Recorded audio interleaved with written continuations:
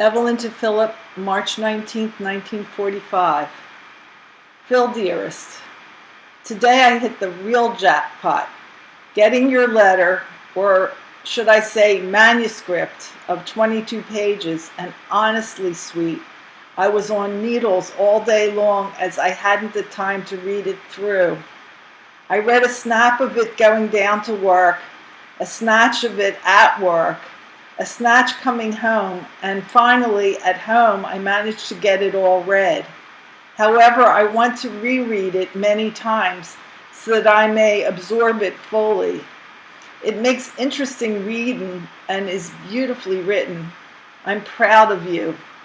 Really would like to comment on many phases of it, but there is so little time, especially for writing of that caliber. I love to write when I'm relaxed and really could write reams, but I'm always so tired and busy with other musts that I lose patience quickly. I haven't been feeling well and I'm trying to rest as much as possible. I've been feeling nauseous for the past 3 days and attribute it to 3 things: Adele's not sleeping and teething, my period, and the unusually warm weather. When Adele doesn't sleep, I can't either, and it makes it tough all around. Adele is at a stage where she wears the nerves of the strongest to a frazzle, and I'm never relaxed while she is awake. I never completely relax unless she is fast asleep. At the present time, her eating is poor, her sleeping is poor, and she's cranky most of the time, making it difficult for both my mother and me. I'm intensely relieved that I do not have to be with Adele constantly, or my nervous system would crack. You have to go through all sorts of stages with kids, and there isn't any need to tell you how happy I'll be when the teething part of it is over completely. There were also 4 emails for me from you, dearest, those of March 8th, 9th, 10th, 11th, all of which were most interesting, sweet, and welcome. No, I don't mind the brevity of your letters as long as I have them regularly to keep my spirits up. You say in one of your emails that you go to class for instruction in classification. What is that? Your email of the 9th just about reached me on our anniversary and was very loving and just the sort I felt like receiving. I have the opportunity to get this longie off tonight, as I do not think I'll have much heart for anything tomorrow. Little did I dream that our 4th would be spent in this way, but I sort of felt it way down deep. It hurts so much to see them pass without having you.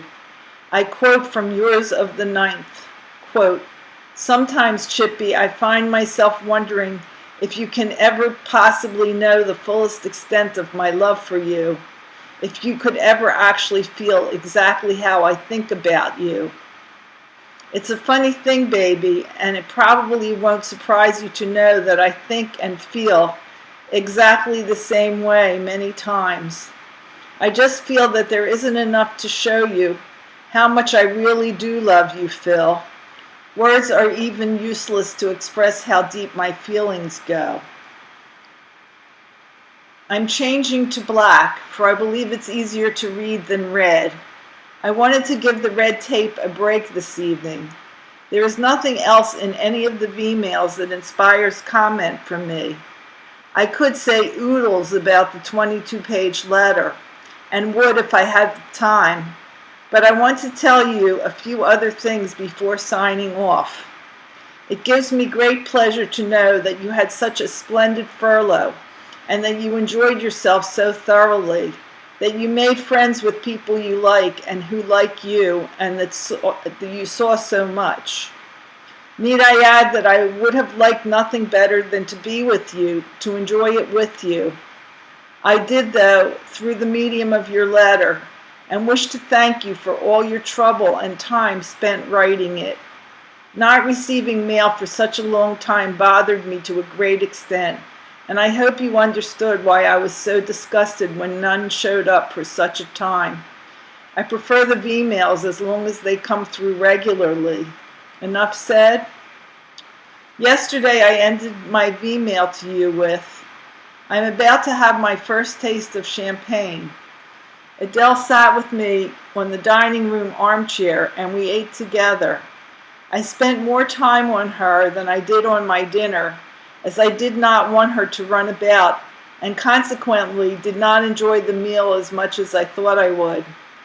The Silvers had brought 7 large rib steaks that Rose, Goldie's stepmother, and Mom broiled for dinner. There was also peas, mashed potatoes, coleslaw, pickles, soda, vegetable soup, and dessert.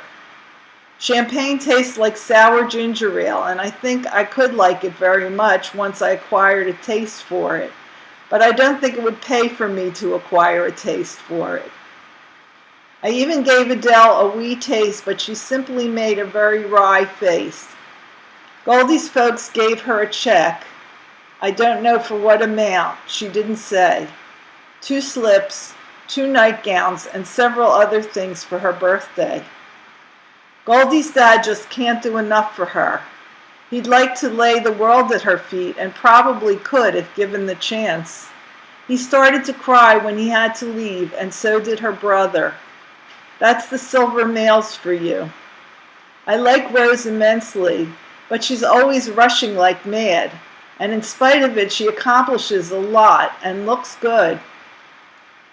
He wants Goldie to come to Poughkeepsie with Diana this summer and stay a while.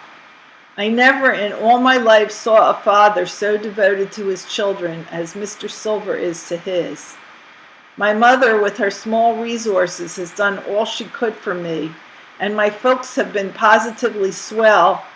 Nevertheless, I have never seen a father behave as Mr. Silver does. Even Uncle Sam is completely outshined by Mr. Silver. Adele napped at my mother's in the afternoon while I typed a long Megillah for my mom to her attorney concerning further settlement of the balance of the estate. It's much too complicated to discuss sensibly, so I won't attempt it. Suffice it to say that I typed for about 2 hours. Moreover, I had more ambition for typing at the time than I had for jumping over the moon. However, I had promised to do it for days, and the attorney was waiting most patiently for it. So I doed it. After dinner, the Silvers took their leave. They trained to New York, where Mr. Silver had left his car, and from New York to Poughkeepsie they drove. I took Adele upstairs straight away, for it was past 7, and from 7 to 10 that kid just annoyed me to death. First it was Wati, then Sissy, then Milk, then Pick Me Up, then just plain Mommy, and so on. I couldn't understand why she wasn't sleepy, as she had arisen exceptionally early in the morning and hadn't slept most of the night. Try to figure those kids out and you'd really get a headache. By the way, Adele calls the lamps on our night tables Mommy's Girl and Daddy's Boy. She talks a blue streak about the doll you sent her and the fact that the doll's name is Betty Jane. If ever you thought I could talk, honey, well, I advise you not to get Adele started. She could give me a run for my money any day. Mickey and Ray came over in the evening to taste the remains of the champagne. Harry wound up the evening by buying ice cream, pretzels, and soda. When they called me down for ice cream, I had to take Adele down with me to share it, for she wouldn't stop crying. Even after I let her have her share and play a bit, she didn't want to go up. When I finally got her into her crib, she cried some more, but she simply cried, for I refused to go up. In a few minutes all was still, blessed stillness and peace.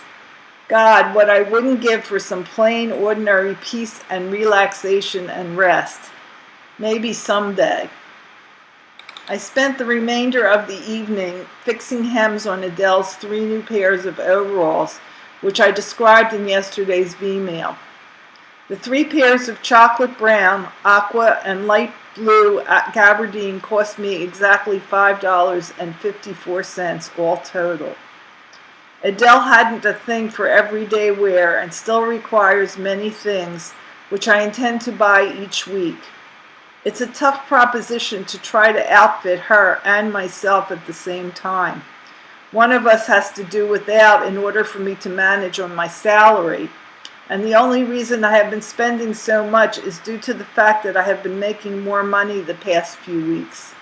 However, I do not intend to put in any more extra time, as it is too tiring and I don't believe we'll be as busy as we were.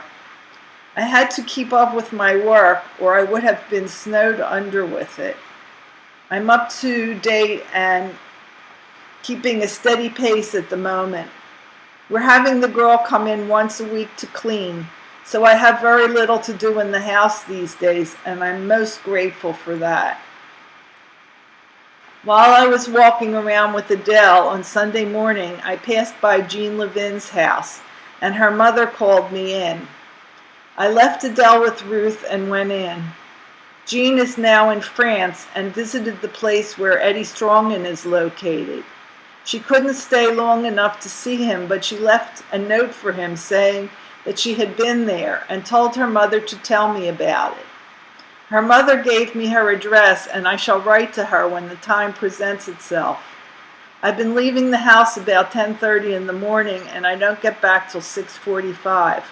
By the time I read my mail, eat, put Adele to bed, bathe her, and get some clothes washed, it is very late.